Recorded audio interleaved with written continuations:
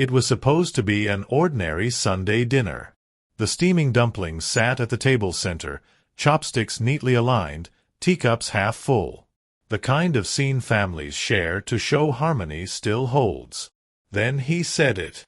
My son-in-law, Wei, his voice sharp enough to slice through the quiet. "You're just a freeloader here." The word didn't echo. It sank, heavy, final. My chopsticks grazed the porcelain bowl. Across from me, my daughter, May, didn't stir. She didn't defend me, didn't correct him. She just stared into her tea, swirling it as if it could erase the moment. I stayed silent, not from weakness, but because silence carries more weight than shouting ever could. They mistook my quiet for surrender, thought I'd keep swallowing their slights, the years of cold glances, hushed complaints, and doors shut in my own home. They were wrong, and they'd learned the cost of underestimating me. The room settled into an uneasy stillness, every sound a small betrayal. The clink of a spoon, the soft hum of the kitchen fan, the wall clock ticking like a judge's gavel. My pulse throbbed in my temple, steady and slow, but my face remained calm, as if I'd heard nothing. Wei shifted in his chair, a smug smile flickering. The kind that knows it's hit its mark. May lifted her eyes to mine for a fleeting second. No apology, no shame, just the hollow gaze of a daughter too weary or too timid to stand for her father. That look cut deeper than Wei's words ever could. I set my chopsticks down, the faint clink rippling across the table. "Excuse me," I said, my voice low, measured. No one moved as I rose and stepped onto the balcony. The evening air was cooler than expected, carrying the scent of jasmine and distant rain. Crickets hummed, indifferent to the fracture splitting the dining room. I pulled the old jade pendant from my pocket, its edges worn smooth from years of touch, still warm against my palm. My father gave it to me when I turned 18, saying, "Keep time, but don't let time keep you." I'd carried it through military service, through endless night shifts, through decades of sacrifice to keep a roof over my family's heads. Yet here I was, on the balcony of the home I'd built with my sweat and savings, labeled a freeloader. I thought back to when May first brought Wei home. He had a charm then, or so I believed, warm smile, polite words, quick to clear the table. I told myself, she's lucky. He'll care for her. But cracks reveal themselves if you know where to look. Wei's comments started small, whispered when he thought I wasn't listening, about my old calligraphy scrolls cluttering the walls, the hum of my radio, the rising electricity bills since I'd moved in. Each remark, alone, was nothing, but together they wove a net. And May, my daughter, raised to honor family, to respect sacrifice, she'd changed. Maybe it was her new job or Wei's influence, but she drifted. She still called me Baba, asked me to pour tea at Lunar New Year, but her eyes wandered when I spoke, her silences growing longer each year. Leaning against the balcony rail, I heard muffled laughter from inside. They didn't wait for me. They ate on, as if I were just an empty seat. For a moment, tears pricked my eyes, not for myself, but for the girl who once clung to me during typhoon nights, who tucked origami cranes into my coat pocket with "I love you, Baba," scrawled inside. That girl was gone, replaced by a woman who sat silent as her husband carved me with words. I tucked the pendant away. Time had worn my patience thin. When I stepped back inside, no one looked up. Wei scrolled his phone, chuckling, while May ate slowly, lost in thought. I passed the dining room, heading to my study. The scent of ink, rice paper, and aged wood welcomed me, familiar and steadying. At my lacquered desk, I opened a drawer and pulled out a folder untouched for years. Property deeds, bank records, contracts, all bearing my name, proof I was no freeloader. My fingers traced the seals, my mind stirring like an old engine sparking to life. Wei and May thought they held the reins, saw me as a shadow in their home, tolerated out of duty. But power still rested quietly in my hands, waiting. The next morning, sunlight filtered through the blinds as I studied my reflection in the bathroom mirror. Deep lines told of labor, loss, years carried heavy. But behind the weariness, resolve burned. Way's smirk, May's averted gaze, they'd kindled a flame long dormant. They thought my silence meant surrender. They had no idea it was just the first move. At breakfast, May barely acknowledged me, scrolling through her phone as Way rattled off plans for renovations, about finally making this place our own. He said it with casual arrogance, as if the walls were already theirs to redecorate, the land theirs to leverage. I sipped my tea, letting the bitterness linger. "And how do you plan to afford all that?" I asked. Way glanced at May, who shifted uncomfortably. His smile was saccharine, sharp. "Oh, we'll figure it out. May's already talking to the bank. We'll make it happen." I set my cup down. "Interesting," I said simply. His smile faltered, just a fraction. May cleared her throat, muttered about a work call, and left the table. Way followed, his footsteps heavy against the hardwood. As the door clicked shut, I leaned back in my chair. A seed of chaos was planted. They didn't know the bank would return empty-handed. This house, this land, every tile was still mine. They saw me as old, irrelevant, a burden. But I'd spent 55 years building this life, and I wouldn't be erased by silence or disrespect. Part one of my reckoning began, not with shouts or fists, but with the quiet gathering of truths that would bring their facade crashing down. The jade pendant rested in my palm, its steady weight grounding me as May and Way's car pulled away. Alone at the kitchen table, the silence pressed in. Way's word from last night, *Freeloader*, dug under my skin like a splinter. I turned it over, testing it against the years I'd given, the sacrifices etched into my bones. If I was a freeloader, what did that make of the loans I'd covered when May lost her first job after marriage? What did it make of this house, every beam and brick paid for with my sweat? Memory doesn't ask permission. The faint scent of steamed dumplings pulled me back to May's birth. The hospital room, sterile and sharp, the squeak of a nurse's shoes, then her cry, small, fierce, announcing life. I held her first, her tiny fist curling around my finger. I swore she'd never want for anything. Double shifts, scrimping, setting aside my own comfort so she could thrive. Years blurred, school plays, late-night talks when she couldn't sleep, her graduation. At 18, I gave her the jade pendant my father had given me. Her eyes shone with pride. "I'll make you proud, Baba," she said. My chest warmed, certain I'd done right by her. Now, that pendant sat before me, mocking us both. The memory blurred as I stood at the window, watching a neighbor pass with their dog, waving.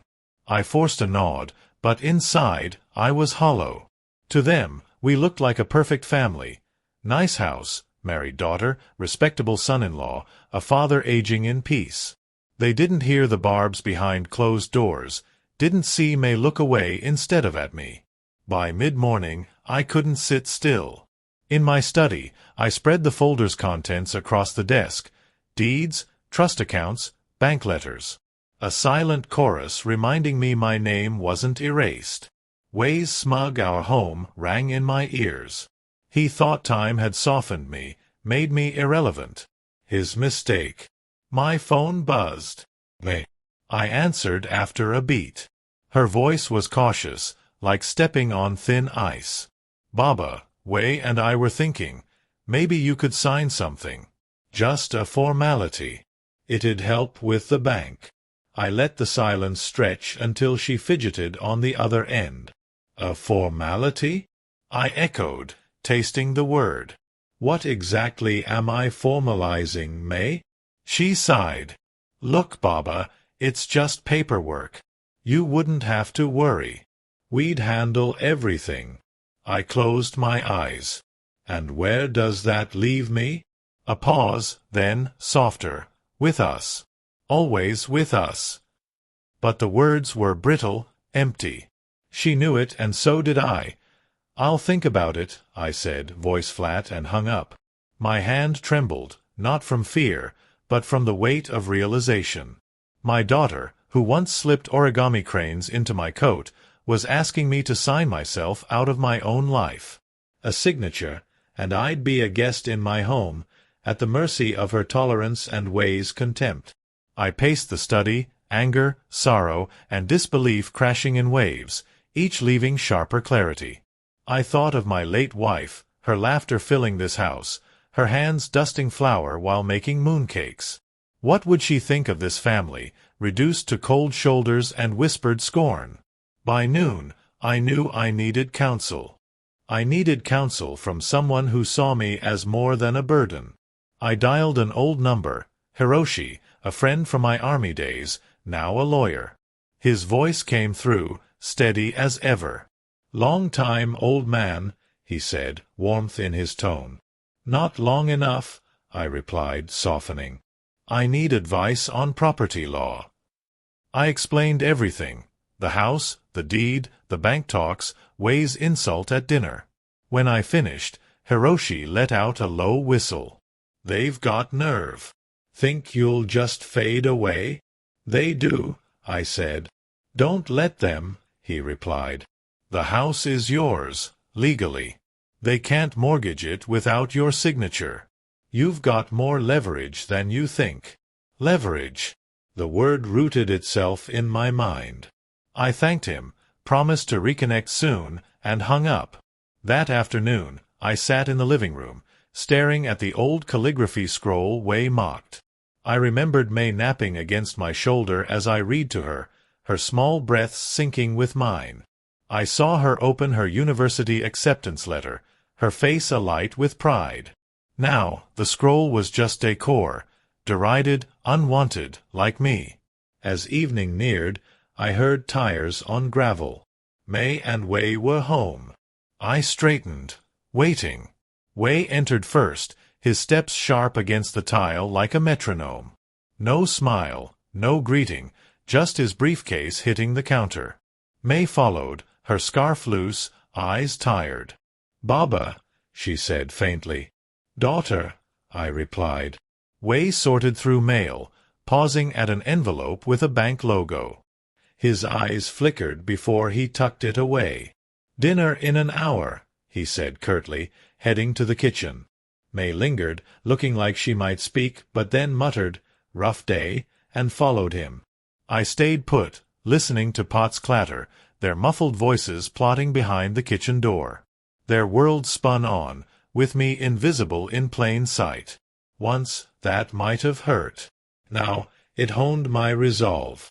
That night, in my study, I opened the window, letting in the cool air, scented with rain-soaked earth. I spread the papers again, not to reminisce, but to prepare.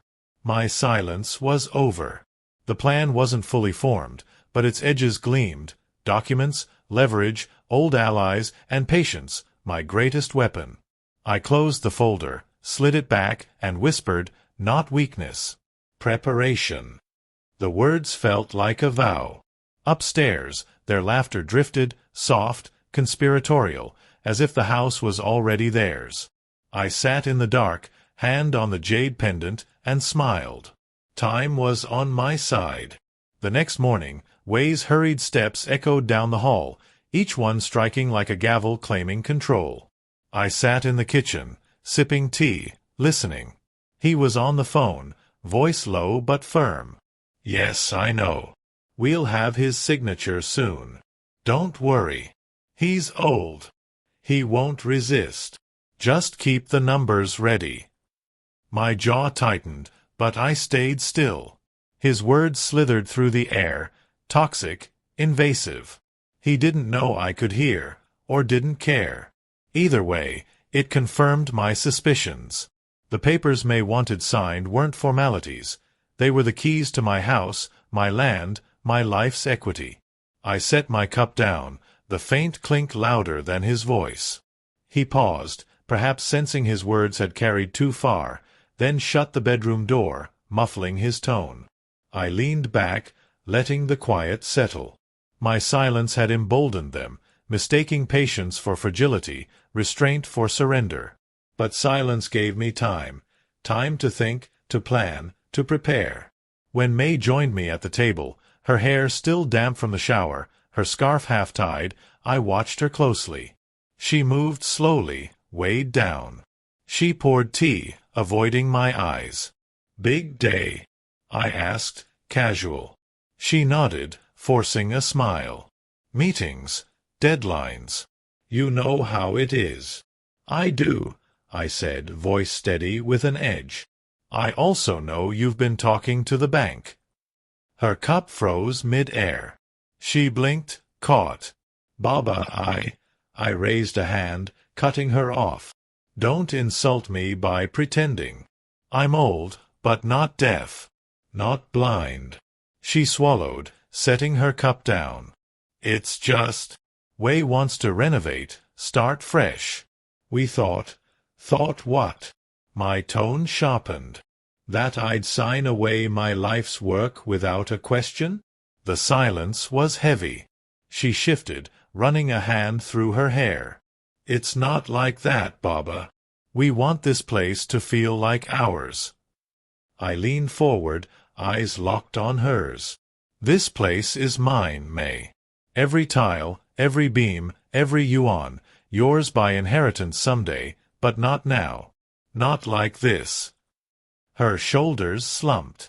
For a moment I saw the girl she used to be, caught in a fib, eyes darting for an escape. But then the mask returned. Silence, avoidance. May stood, muttering about being late, and left the table. I lingered long after she was gone, staring at her empty chair. My heart ached, not just for the betrayal, but for the daughter I'd lost. The girl who once ran across this kitchen with bruised knees, giggling, calling for me. That girl would have defended me. That girl would never have let silence endorse cruelty. The day dragged, heavy with thought. By afternoon, I'd had enough of waiting. In my study, I opened the drawer and spread the documents again. This time, I didn't just look, I acted. I scanned each page, saving them digitally, making copies. Every line, every signature preserved. Insurance, proof, ammunition. As the printer hummed, Hiroshi's word echoed, leverage. This wasn't just a deed, it was a fortress. They thought they could breach it with charm, pressure, silence. They didn't know I held every key. By evening, Wei knocked on the study door, unusual for him. It betrayed his unease. I closed the folder, slid it aside. "Come in," I called. He entered, his smile forced, his voice laced with false warmth. "Dinner's ready," he said. I met his gaze, silent. He shifted, his confidence wavering. "We made your favorite, braised pork." I stood, smoothing my shirt. "Did you?" My tone was even, unreadable. He nodded quickly, stepping aside as I passed. At the table, May was already seated, the food steaming, plates neatly arranged. Wei poured tea, his hands steady, his eyes calculating. We ate in near silence. Wei glanced at May occasionally, as if urging her to speak, but she didn't. She focused on her plate, chopsticks moving mechanically. Finally, Wei broke the quiet. "So, have you thought about the paperwork?" His tone was light, almost casual. I set my chopsticks down deliberately. "I have." His eyes brightened. I leaned back, arms folded.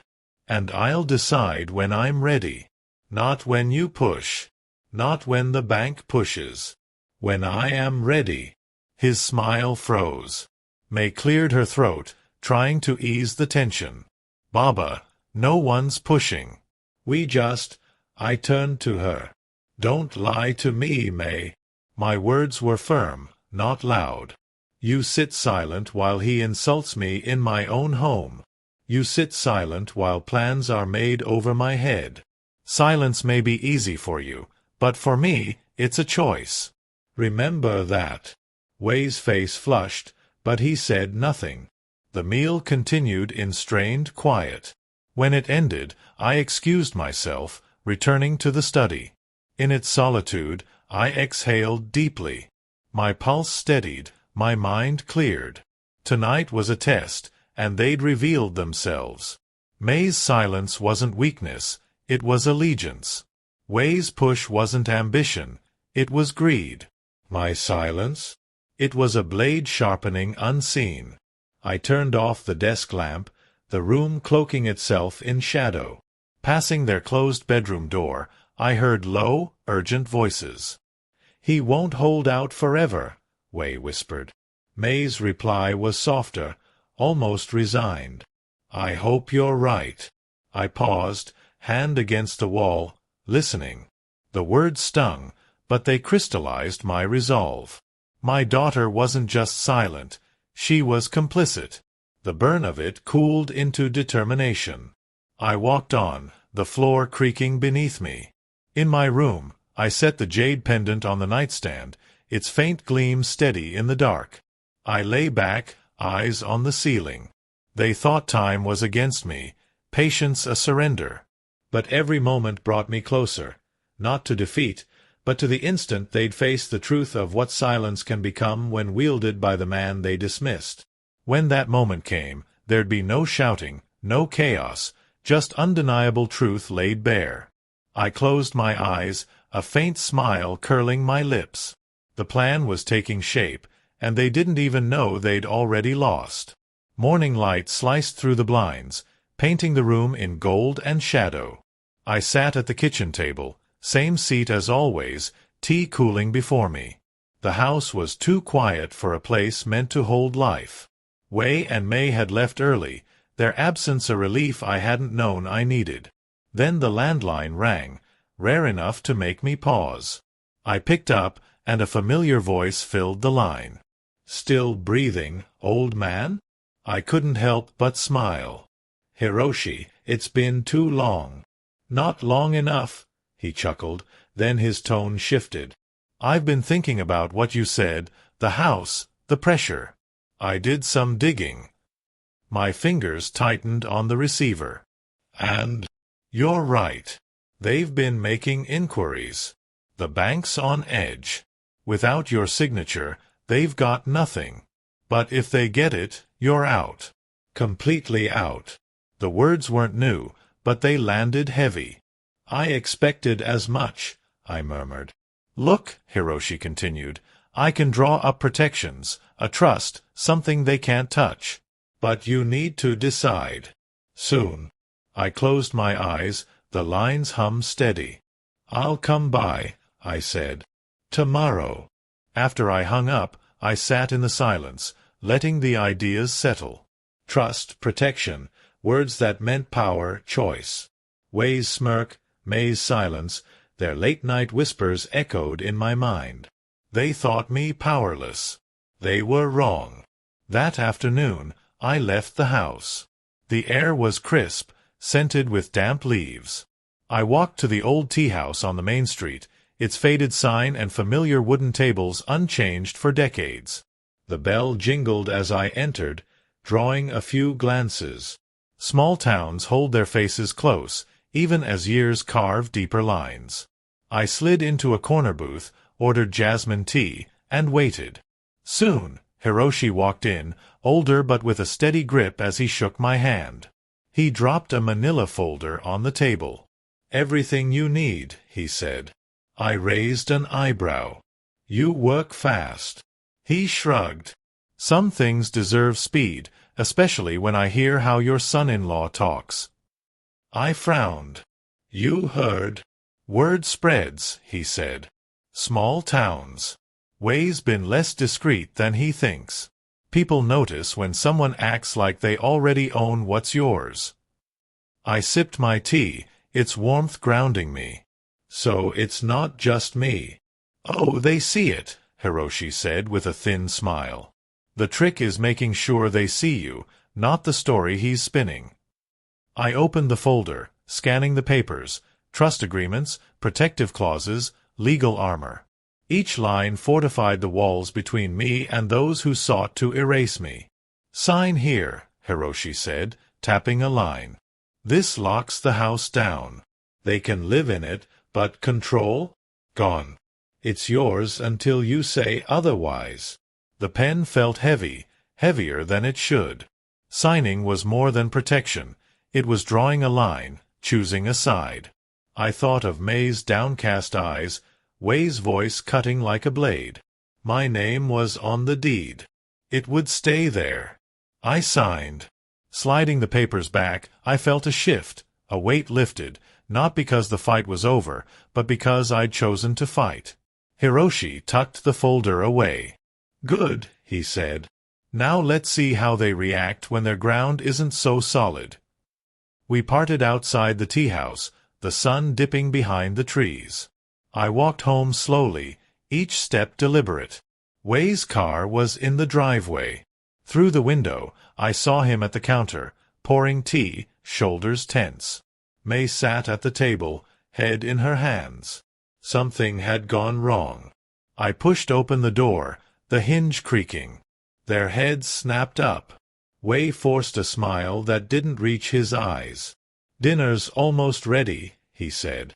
I hung my coat, sat in the old wooden chair Way despised, and let its groan echo. May cleared her throat. "Baba, we talked to the bank today." I looked at her evenly. "And?" Her voice wavered. "They said they need more than we have." "They need," she trailed off. "My signature," I finished. Silence. Way's jaw tightened, his hand gripping his teacup until his knuckles paled. "Yes," he said finally. "Just a formality." I let the quiet stretch, watching them squirm. Then I leaned forward.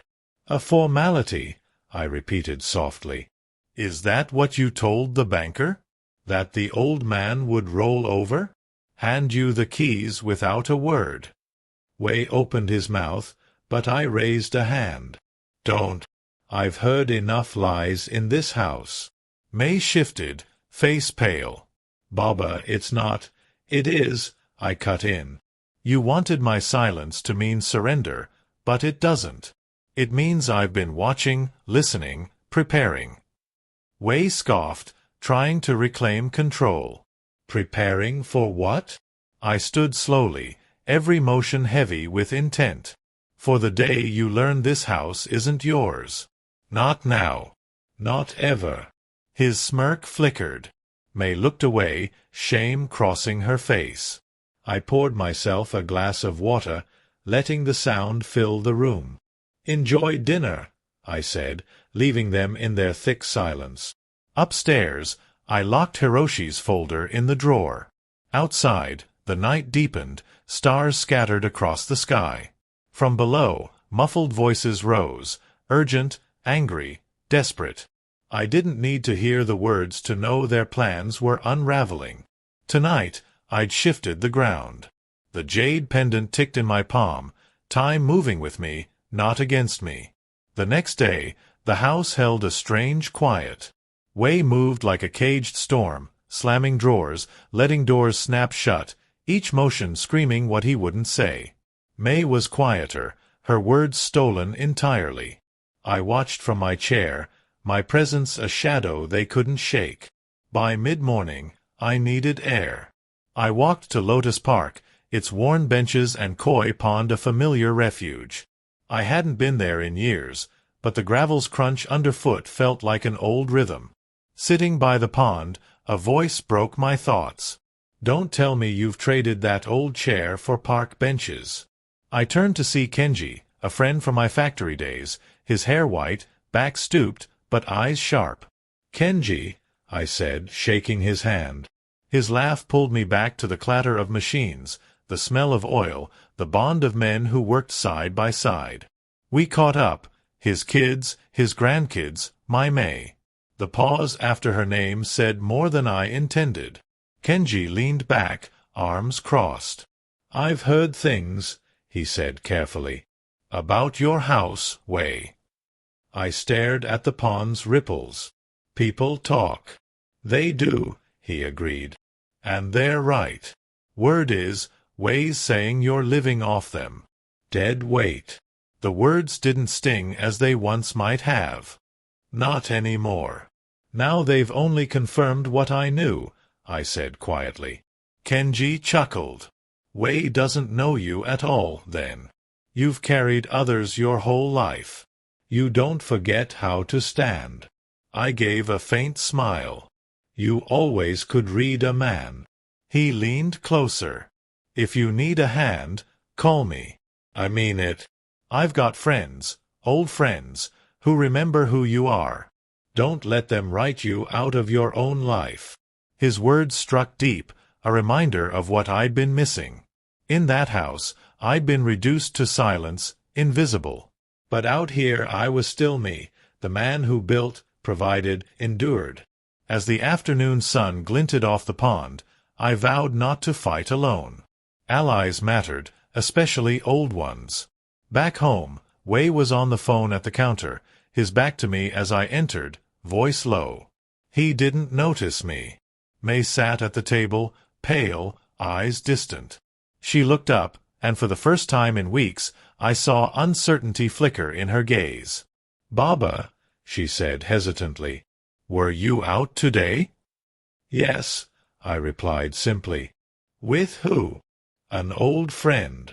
She wanted to ask more, but Wei's voice cut through. "Don't bother, May. He won't say anything useful." He laughed lightly into the phone, as if he owned the world. I looked at him, but he didn't turn. That night, in my study, Kenji's words replayed. They'd planted a seed, and seeds grow with time. Allies, networks, voices to counter Wei's narrative. He thought he was building influence, but influence shifts with one push. The next day, I made that push. I drove to the bank, where Mr. Tanaka, the manager, greeted me warmly. Decades ago, I'd helped him through a workers' strike, covering payroll when his branch nearly collapsed. Now, his office gleamed with framed certificates. "It's been too long," he said, smiling. "It has," I replied. "I won't take much time." I laid it out briefly. Wei and May's inquiries, my need for control. Nothing moves without my approval.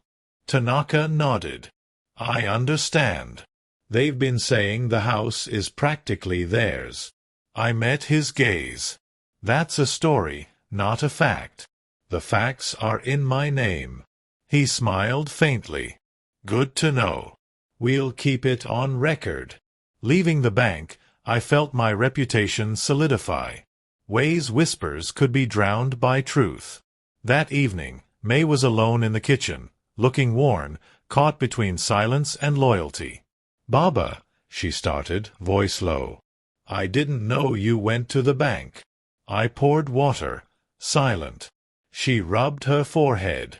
"Wei's furious. He thinks you're trying to cut us out." I turned, voice calm but firm. "Cut you out? No. Protect what's mine. There's a difference." She flinched, the truth too heavy. "He just wants security," she muttered. "Security," I repeated. "And what about mine?" She had no answer. Wei's voice cut from the hallway, sharp. "May, come here." She glanced at me, eyes clouded, then left. In my study, I replayed her look. Was there still a piece of my daughter, the girl who promised to make me proud? If so, she was buried under Wei's shadow. The drawer locked with a click. Allies, leverage, patience, the pieces were aligning. The storm was near. That night, I stood at the window, town lights flickering in the distance. Kenji was ready. Hiroshi was ready. Soon, others would see the truth. Inside, they thought me cornered. Outside, I was anything but. The jade pendant rested in my hand, each moment ticking closer to the hour they'd learn silence can roar louder than any insult. The next morning, the study's printer hummed, still warm from the night before. I'd spent hours scanning and copying every document tying me to this house. Deeds, tax records, Hiroshi's trust agreements. They sat in neat stacks, no longer vulnerable. If Wei thought he could bend the narrative with manipulation, he'd find my story carved in ink unyielding. I slid the copies into a fireproof box, bought years ago when my wife was alive. She'd teased my caution, but now, locking it under the bed, I heard her voice, better cautious than sorry. I breathed easier for the first time in months. In the kitchen, Wei was at the stove, frying tofu, the scent rich but heavy with tension. He turned slightly, his smile too quick, rehearsed. "Morning," he said, as if last night never happened. "Morning," I replied, voice flat. May sat at the table, scarf loose, eyes down. She looked burdened, each moment heavier than the last. I poured tea, sitting across from her. She glanced up, then away. "Long night?" I asked. She nodded. "Work. Stress." The words were clipped, hollow. Wei slid the tofu onto a plate, his tone light. May was up late, going over finances. "You know the pressure we're under." I sipped my tea. "I know pressure. I carried it long before you had to." His smile faltered briefly before returning. "Well, things change." "Yes," I agreed. "They do." The silence spoke louder than words. Later, I drove into town. Hiroshi met me at his office, a modest space wedged between a noodle shop and a hardware store. He'd prepared more paperwork, trust modifications, a will update, contingency plans I hadn't considered. He spread them across his desk with the precision of a man seasoned in others' battles. "You sure about this?" he asked. I nodded. "More sure than I've ever been." He leaned back, studying me. "You've always been patient, but patience only matters if you use the time well. Ready to strike when the moment comes." "I am," I said. "I've already begun." We signed, sealed, and notarized until the folder thickened. Leaving, I wasn't just protected, I was armed. Driving home, I passed the old factory, its rusted gates and shattered windows a relic of time's cruelty. But it reminded me, even ruins hold power if you know their story. I knew mine. That evening, Wei cornered me in the hallway, his cologne sharp, his voice low and biting. "I don't know what game you're playing, but you're making this harder than it needs to be." I looked at him, calm. "Life is hard, Wei. You'll get used to it." His eyes narrowed. "You think you can just sit there, clutching your papers, and win? You don't know how the world works anymore." A faint smile crossed my lips. "Don't I?" He huffed, stormed off, his footsteps echoing. May stayed in their room that night, muted arguments seeping through the walls. I didn't need to hear the words. Wei demanded, she complied. I waited. The next morning, I called Kenji. We met at the tea house, his handshake steady, eyes sharp. "You look different," he said. "Lighter." "I'm prepared," I replied. He grinned. "Good." Words spreading. "People are asking about Wei, May, who owns what?" I stirred my tea, watching the swirl. "Let them ask. The truth answers for me." Kenji leaned closer. "When the time comes, I'll be there. You won't stand alone." Driving back, his words echoed, "Not alone." 4 months, maybe years, I'd carried betrayal's weight, thinking only I saw it. Now, allies emerged, Hiroshi with his papers, Kenji with his loyalty. Even town whispers were shifting. The tide was turning. At home, Wei greeted me with a thin smile, May hovering behind, eyes avoiding mine. Their unease showed, Wei's tapping fingers, May's sagging shoulders. They sensed the change but couldn't name it. That night, in my chair, Wei snapped, standing in the doorway, arms crossed. "You think you're clever, don't you? Sneaking around with your secrets, meeting old friends, going to the bank like we don't notice." I looked up slowly. "You notice plenty, Wei. Just not enough." His face flushed. "You can't keep this up forever. May and I are the future. You're just the past, clinging to walls that won't hold. May stepped in, voice tense. Way, enough. It was the first time in weeks she'd raised her voice at him. He turned on her, furious, but I caught her eye. For a moment I saw a spark, the girl I raised, buried under fear and silence. It vanished quickly. She muttered something and followed him out. In the quiet, their anger didn't shake me. It confirmed the pressure was working. My silence was their fear now. In my study, I opened the drawer. The folder lay heavy, a fortress of paper. I touched it, then closed it. Not yet. Timing mattered. As I turned off the lamp, rain tapped the window. In the darkness, I felt peace. They thought me cornered, but I'd been drawing the map all along. The jade pendant ticked in my hand, each second a step closer to their reckoning. Silence was my sharpest weapon.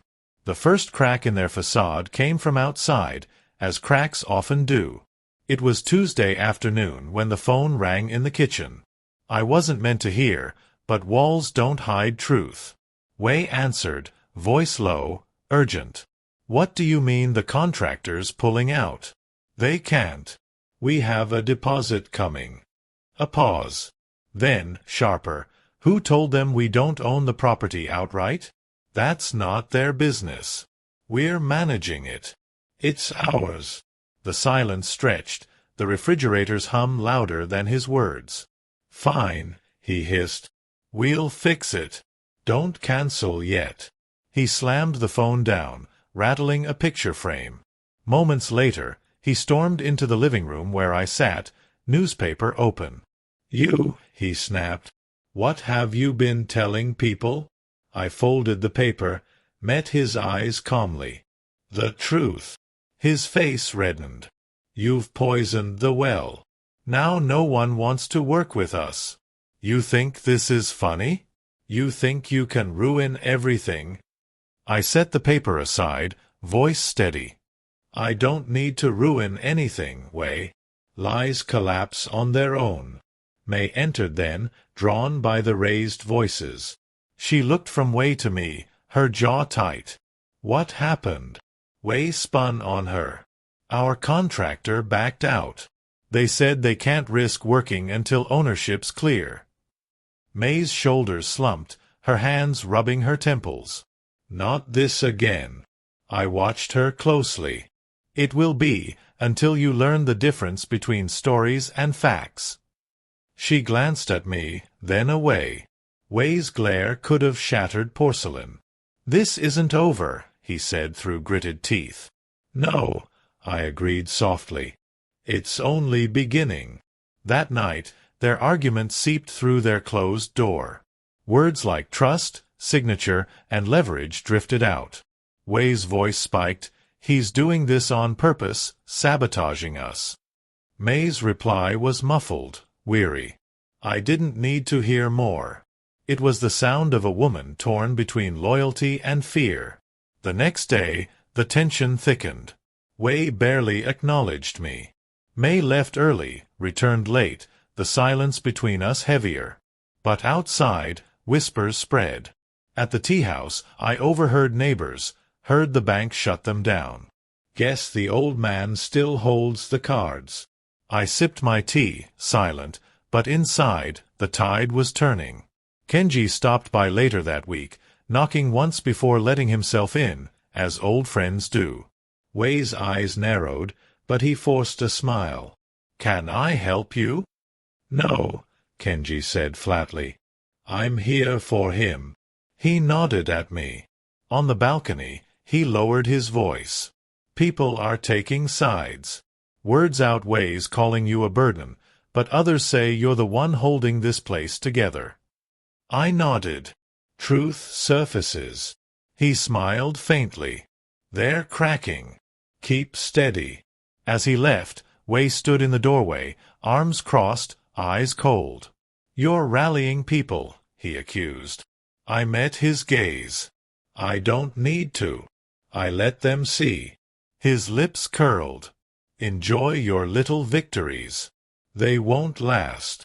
His voice wavered. The next blow came fast. A letter for May, bank logo visible before she snatched it. Another denial. She crumpled it, face pale. Wei ripped it from her, scanned it, then slammed it down. "This is because of him," he shouted, pointing at me. "He's pulling strings, ruining everything." I sipped my tea. I didn't ruin anything. The bank did its job. May's voice broke, anger spilling. "Baba, why can't you just help us? Why make this harder?" I set my cup down, met her eyes. "Help you? I gave you this house, years of my life. And what do I get? Silence. Betrayal. You want more? Earn it." Her face twisted. Shame, anger. Wei grabbed her arm, hissing, "Don't listen. He's manipulating you." But doubt flickered in her eyes. That evening, in my study, the jade pendant's weight grounded me. Its steady presence matched my thoughts. Pressure didn't need to be loud, just relentless, like water carving stone. Hiroshi called, voice calm but satisfied. They tried again, another credit filing. Blocked. My office flagged it. They're running out of options. "Good," I said. "Careful," he warned. "Desperation makes people reckless." He wasn't wrong. That night, Wei confronted me in the living room, eyes blazing. "You think you're clever, cutting us off at every turn. Enjoy watching us struggle." I met his fury with calm. Struggle teaches lessons. Nothing else can. May stood behind him, pale, silent. Wei stepped closer, voice a hiss. "You won't win. I'll make sure of it." I leaned back. "You've already lost, Wei. You just don't know it yet." His hand shook, jaw clenched. He stormed off, pulling May with him, their door slamming. I stayed in the quiet, the clock ticking. Their plans were unraveling, and I hadn't raised my voice. In bed, I thought of my wife, her soft, firm smile. "Patience," she'd say. She'd understand. Rain fell, tapping the window like fingers on glass. Morning brought a calm I hadn't felt in years. The tide had turned, and they knew it. The reckoning was here. Saturday morning should have been ordinary. Tea brewing, sunlight on the kitchen floor. Wei's anger simmered silently. May pushed food around her plate, shoulders hunched. I sat with the jade pendant, its weight steady. A knock at the door broke the quiet. Wei's irritation flashed. "Who visits this early?" He opened the door and froze. His sister, Lin, stood there, younger, sharper, with his dark hair but kinder eyes. I hadn't seen her since their wedding years ago. She stepped inside, voice calm but edged. "Wei, we need to talk." His smile was brittle. "What are you doing here?" Lin's gaze found me. "I came to see him." The room stilled. Wei's jaw tightened. "Why?" Lin stepped closer, eyes steady on mine. "I've heard things, and I don't like lies." Wei hissed, "Not here. Not now." But Lin ignored him. Lin pulled out a chair, sitting across from me. "You've been called a freeloader, dragging them down. But town talk says you're the one holding this house together." I studied her face. No malice, just quiet honesty, rare in this house. "What do you believe?" I asked. She leaned forward, voice low. "I believe the man who built this home doesn't leech off anyone. I believe my brother's twisting the truth." Wei slammed his palm on the counter. "Stop it, Lin. You don't know what you're talking about." Lin turned, her tone icy. "I know enough. You've been telling people lies, trying to push him out." May shifted, eyes darting between them. She opened her mouth, but Wei cut her off. "May, don't just stand there. Tell her how hard this has been for us. Tell her we need this house." May stayed silent, staring at the floor. Lynn shook her head. That's what I thought. She looked at me. If you need someone to speak the truth, call me. I won't let him tarnish your name. Wei's face reddened, his voice trembling with rage. You're siding with him? Over your brother. Lynn stood, unflinching. I'm siding with what's right. The silence after she left was suffocating. Wei stood frozen, fists clenched. May didn't look up. I sat, the jade pendant ticking in my hand, a faint smile curling my lips. The tide had shifted. Someone from his bloodline chose my side. That night, the house simmered with tension. Wei barely spoke to May, his anger spilling into slammed doors and sharp footsteps. May drank more than usual, nursing tea spiked with rice wine at the table long after Wei stormed off. I sat across, the lamp casting shadows. She stared into her cup. He thinks you're orchestrating this, she muttered.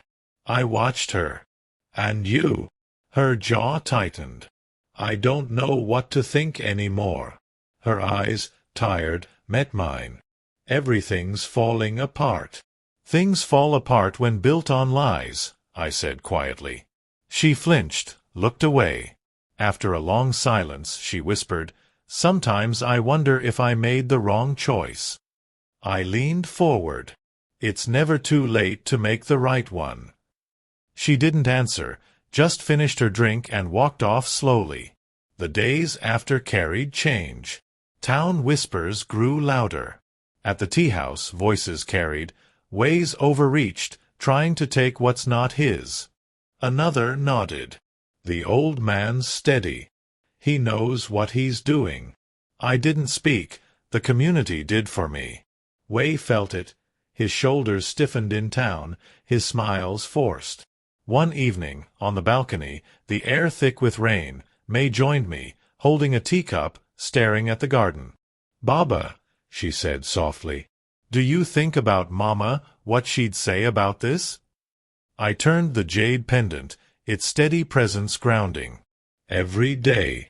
She swallowed hard. I think of her too. She wouldn't want this. I looked at her, seeing pain, maybe regret. Then why let it be like this? She didn't answer right away. Finally, she muttered, I'm afraid of losing everything. I nodded. You already are. The words hung heavy. Her shoulders shook, not with anger but sorrow. Wei's voice cut through, sharp. May, come here. She wiped her face, stood, and left without a glance. On the balcony, crickets sang as rain began to fall. I closed my eyes, breathing the cool air. The cracks were widening. Soon, their facade would collapse. In my study, I wrote in a leather journal untouched for years, documenting the insults, betrayals, and silences that cut deeper than words, but also my strength, allies, and the truth surfacing. Each word was armor, each page a shield. I placed it beside the folder, evidence and memory ready. The rain fell harder, drumming the windows. I whispered into the dark, it won't be long now. The collapse came not with a bang but unraveling threads. On a gray morning, the phone rang repeatedly until Wei snatched it up with a sharp hello. The creditor's voice carried, impatient, unforgiving. No, we're fine. We'll get the money. Just give us a week. Yes, I said he'll sign. It's taking time. I sat in the living room, newspaper open but unread, listening to his desperate tone. May entered mid-call, her scarf crooked, face pale. She froze at his words, then closed her eyes, defeated. When he hung up, the silence was unbearable. Another creditor? I asked evenly. Wei spun, eyes blazing. This is your fault, he spat. If you'd signed, this wouldn't be happening. I folded the paper. If I'd signed, it would have collapsed faster. May's voice cracked. Wei, stop. He's not going to do it. Wei turned on her, fury spilling. You always take his side. You think he cares about us? He wants us to fail.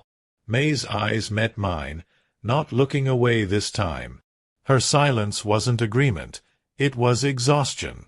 By noon, a man in a dark jacket knocked, clipboard in hand. Wei rushed to him, voice too bright, desperate. "There's a mistake. We're sorting it out." The man handed him a notice, clipped and final, then left. Wei's hands shook as he read it. May took it, her face draining. Foreclosure proceedings. Wei crumpled it, turning on me like a cornered animal. "You did this," he hissed. "You destroyed us." I stood, voice calm, deliberate. "I didn't destroy anything. I refused to let you destroy yourselves." Wei lunged forward, but May caught his arm, pulling him back. "Wei, enough."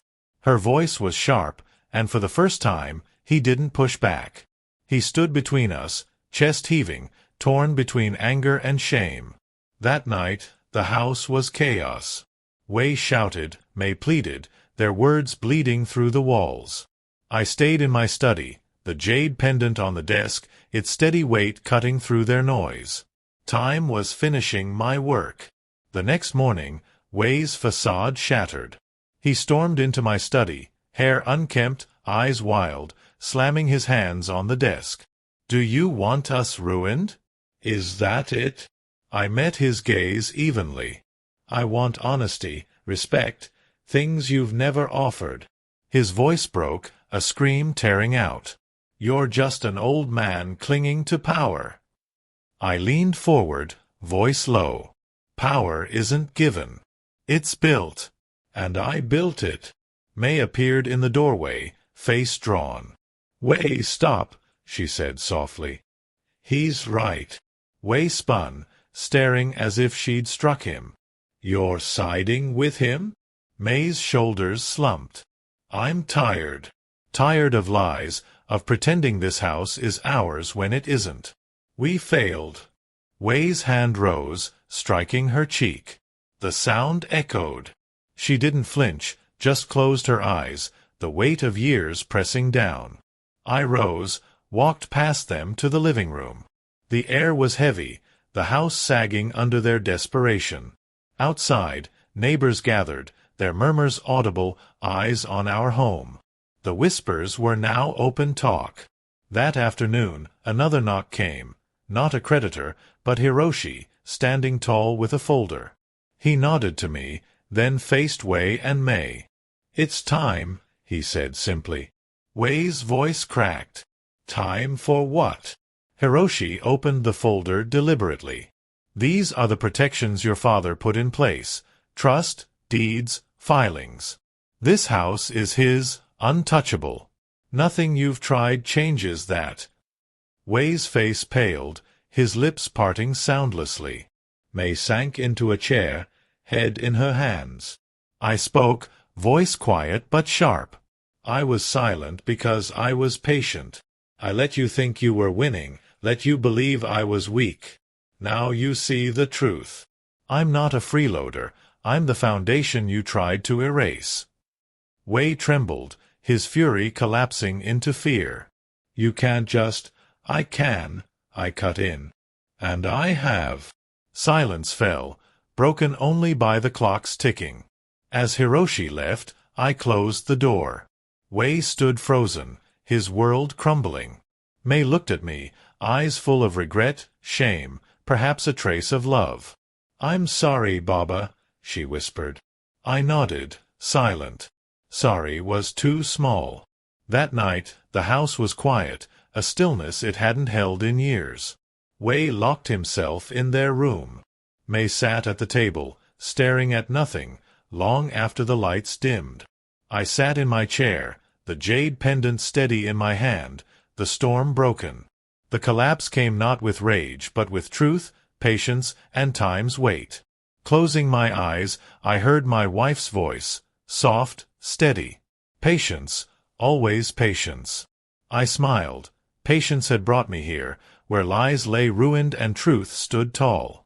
The morning after Hiroshi's visit, I woke early, the sun barely risen, its light pale, cautious, as if sensing the finality. I brewed tea, the ritual grounding. The house was unnervingly still. Wei didn't emerge until noon, eyes bloodshot, face pale, his confidence shattered. Mei trailed behind, silent, unshaven, defeated. Wei tried to cling to power, standing at the table's end, voice trembling but sharp. "We can fight this. We can take you to court, prove you're unfit." I cut him off with a calm hand. "Stop." The word landed heavier than any shout. He froze, mouth open, silent. Mei sank into a chair, face in her hands. I leaned forward, voice deliberate. "You called me weak, a burden, a freeloader. You spun lies to neighbors, banks, yourselves. But you've run out of stories. Only truth remains." Wei's lips trembled. "And what truth is that?" I held up the jade pendant, its worn surface catching the light. "Time reveals who people are. It's revealed you." He swallowed, fear flickering in his eyes. Mei lifted her head, voice barely audible. "Baba, I never meant for this." I looked at her, chest tightening. "You meant enough, Mei.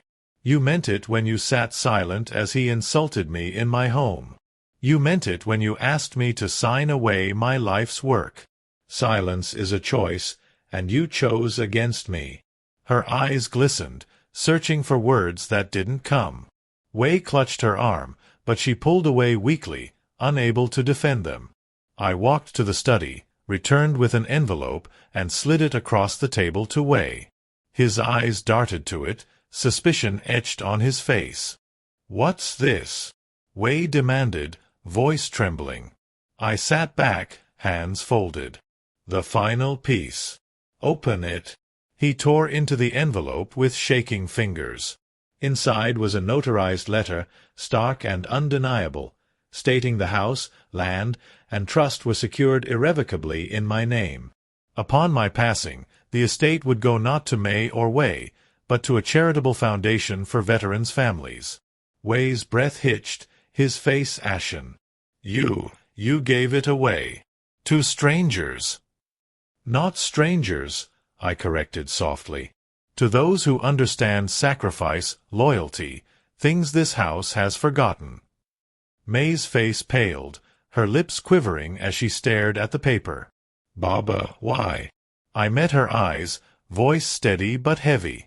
"Because you made your choice. You let his voice drown yours. You let him convince you I was nothing, that this house was yours to take. You forgot who I am, Mei, and who you were raised to be." Her shoulders shook, hands gripping the table. "I'm sorry," she whispered, voice breaking.